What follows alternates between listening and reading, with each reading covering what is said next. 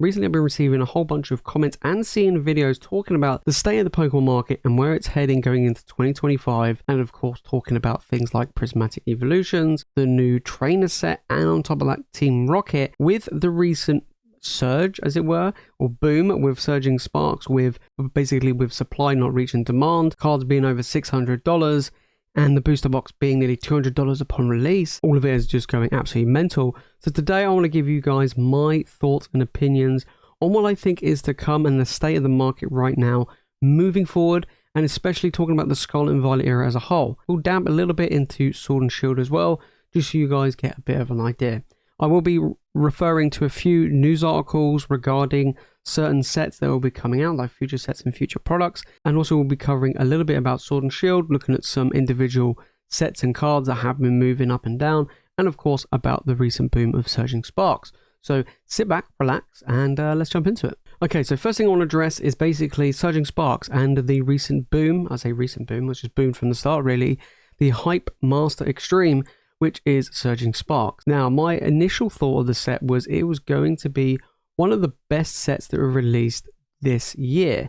Of course, we had Twilight Masquerade, which has been doing very well. Of course, with the Greninja reaching over $300, booster boxes reaching over $160. Over here in the UK, we've been seeing booster boxes selling for around $125, $130. So it was looking really promising for Twilight Masquerade, and it still is looking promising. It was like, look, you know, Twilight Masquerade is the best performing set of the Scarlet and Violet era, you know, outside of 151, of course. And it was like, yeah, okay, that's pretty good. And then when we first started seeing the previews of Surging Sparks, we were like, hang on a minute, this set could have the potential to be very good. It will depend on multiple factors. One being pull rates, right? If it had really easy pull rates, then the set might not do very well. The hype was real, right? I think Surging Sparks was like, hold my beer, I'm going to be the best set, not only of 2024, but probably of the whole of the Scarlet and Violet era. It may sound crazy, but this set has the potential to perform better than 151, which I know some of you die-hard 151 fans are like, there's no way in hell my precious 151 is going to be beaten by Surging Sparks. Well, it's looking like it will do. Now, Surging Sparks, I did a video recently where I covered, you know, things to invest in for the month, and I talked about Surging Sparks having that potential to reach $200 plus a booster box by the end of this year. Going into the potential chance of a reprint restock, which is looking like to be the end of Q1 next year, then we could be looking at booster boxes potentially by then reaching 250, maybe even 300 a booster box. I know it sounds absolutely crazy, but it really is happening. So what should you really do? You know, where are we going from here regarding Surging Sparks? Is it worth investing in? Is it worth spending our money on? If I'm being honest, I think it's still, it sounds crazy, but I still think it's a good time to pick up at least one box. You know, this could be an Evolving Skies level set. I'm not talking about all of the individual cards being on that same value level as Evolving Skies, but the fact is that we have a $600 Pikachu already. The set's only a week old and it hasn't been going down in price. In fact, it's nearly doubled in price since its release. Is very concerning for people who are looking to not only collect the set, but to buy the set. Now, Pokemon might do a massive reprint. They might absolutely print this into the floor. They did an announcement back in Sword and Shield days. They did an announcement with Evolving Skies when Evolving Skies was starting getting pretty expensive. It was still in standard rotation. They were like, look, we want it to be more available for the players, so we are going to print Evolving Skies some more. And they did. They reprinted quite a few times. But the strength of Evolving Skies just powered on through. I have a feeling that Surging Sparks might go down that route, as in the fact that the Pokemon Company will acknowledge the fact that it's hard to get hold of, it's getting really expensive, especially for players to try and get cards and correct packs. So it's going to be interesting to see what they're going to do. If they are going to reprint it like crazy, or just do a really big heavy print, then you could see the price drop quite substantially, which in my opinion is great, because that means I can pick up some more product at a much cheaper price, ready for it to go straight back up once the reprint's done. And that's pretty much what's probably going to happen with Surging Sparks. Like, very rarely do we see a set, especially a booster box set, so heavily printed that, especially from as powerful and as strong as the set's performing now, to have really any massive impact, right? We saw a pretty substantial reprint when it came to something like Lost Origin and Sword and Shield era, and look where that lies, and the Giratina doing very well. So for me right now, I think Surging Sparks is giving us an indication of things to come. And that's going to go into the next topic, which is basically Prismatic Evolutions, which is going to be the next special set that's coming out in January. People are going absolutely crazy, balls to the wall with this set, trying to get hold of anything and everything on pre-order. One thing I will say is be careful when pre-ordering stuff like this, because especially over here in the UK, I'm pretty sure most stores right now do not have their allocation numbers to know what they're getting. So I've seen a lot of people, especially when it came to Surging Sparks, we're getting emails saying, sorry, but your order's cancelled. And that feels kind of bad. And then down the line, they restock it for a much higher price because they know the demand is there. So always be careful when, pre-ordering stuff. This set is going to be released over 9 months. It has a 9-month release window, which is just huge, by the way. So keep that in mind. There's going to be a lot of this product around. I think it's going to be pretty heavily printed. So yeah, be careful. This set does look pretty stacked though, right? We've got all of the evolutions featured in this set. We've had the SIRs, which have been, not to say leaked, but they have been shown as well. I think they've actually been shown by the Pokemon Company, which is pretty impressive. But it's going to be a little bit harder to crack packs to try and find these big chase cards, mainly because there's no booster boxes. It's going to be ETBs, collection tins, collection boxes, and the like. So it's going to be pretty tough, right? But it is being released over 9 months with a whole range of products, and they might make even more products after that further down the line. So keep that in mind. Don't go FOMO on this. Don't go too crazy on this. Now, after seeing the Pikachu from Surging Sparks reach the price point that it has and the hype that it has, who knows what is in store regarding the evolutions, especially the Umbreon. We could be looking at a Moonbreon 2.0. We just don't know. It all depends what the pull rates are going to be like. And yeah, we're going to see how it goes. I would expect that a lot of these evolutions and the SIRs to be over $100 a piece. And I do expect the Umbreon to be the most expensive one. Where will it be? Who knows? But keep that in mind regarding Prismatic Evolutions. Yes, it's going to be an incredible set. We're going to find out with Terrestrial Festival, which is out next month, which is the Japanese version, high-class set that goes into Prismatic Evolutions. I think it's going to be pretty good. I'm looking forward to actually opening up Terrestrial Festival. I don't normally open up Japanese sets, but I do like the high-class ones. I really enjoyed Shiny Treasure, V-Star Universe, and the like. So for me, I'm looking forward to this one. I think it's going to be a very good one, and we get a good, nice glimpse at some of these cards. Now, one thing I will say is we have the introduction of the Master Ball reverses, which is again going to play a huge part in the English version.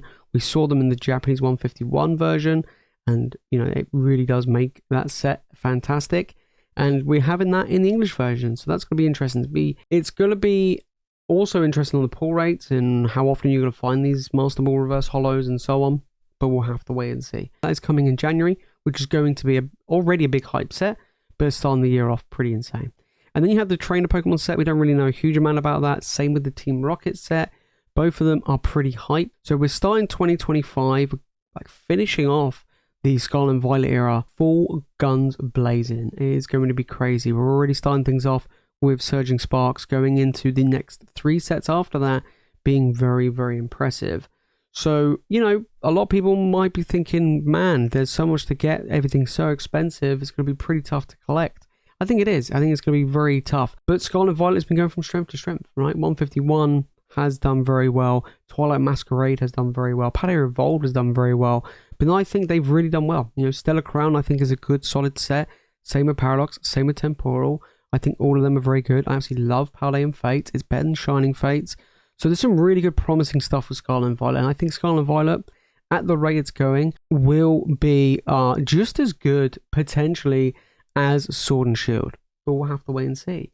And speaking about Sword and Shield, a lot of the card prices in Sword and Shield have been falling. The big money cards, the big alt art cards of Sword and Shield have been going down in price. Booster boxes now starting to climb up a little bit. They are starting to shift upwards. They kind of stayed level for a little bit, but now they're starting to move again.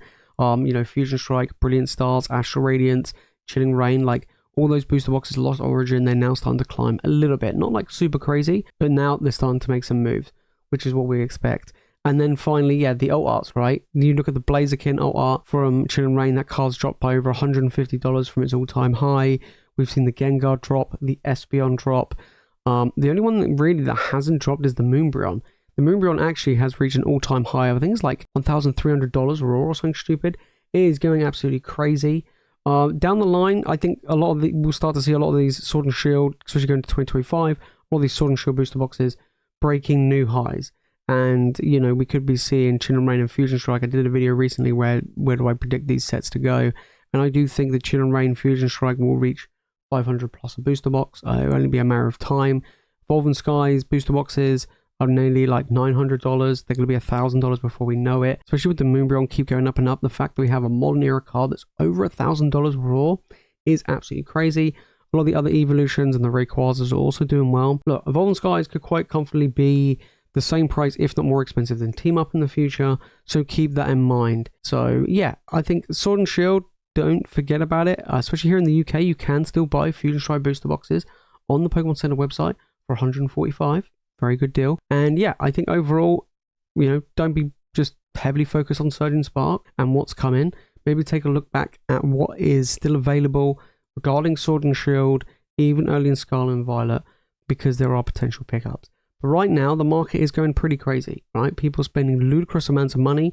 We saw recent booms with the Charizard from 151 and some of the big arts and illustration rares in that set, and people went head over heels, you know, willing to spend $200 plus on the Charizard, where the week before they could have bought it for $90 and they didn't want to. So there's a lot of stuff that has been going on regarding that as well. But keep that in mind, right? You know, try and obviously diversify what you pick up. Don't go all in on a particular set. We've got exciting times ahead.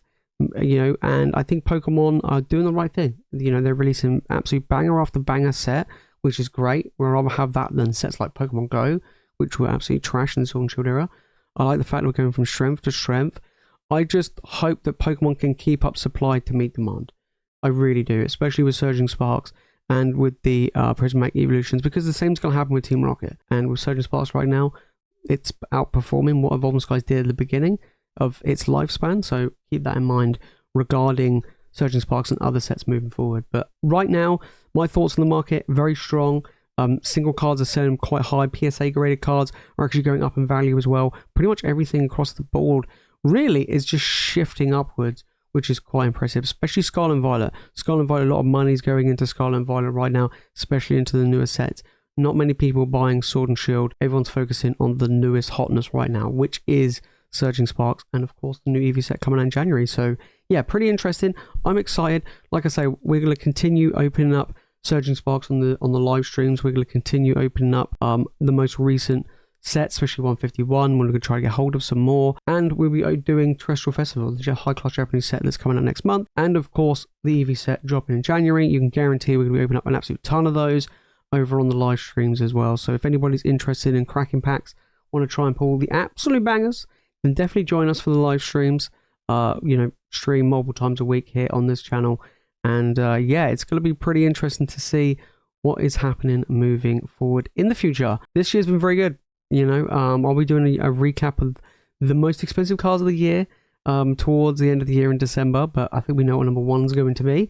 But it's going to be very interesting to see what's going to happen come 2025. If you made it far into the video and you've enjoyed it, make sure to smash that like button and make sure to subscribe for more Pokemon content. Let me know your thoughts about what I've been talking about today. What's been going on in the market? What do you think has been going on? Do you think it's crazy? Are you looking forward to what's coming in 2025? I am. I've been a little bit, you know, not that interested as much in Scarlet Violet era as I was in Sword and Shield.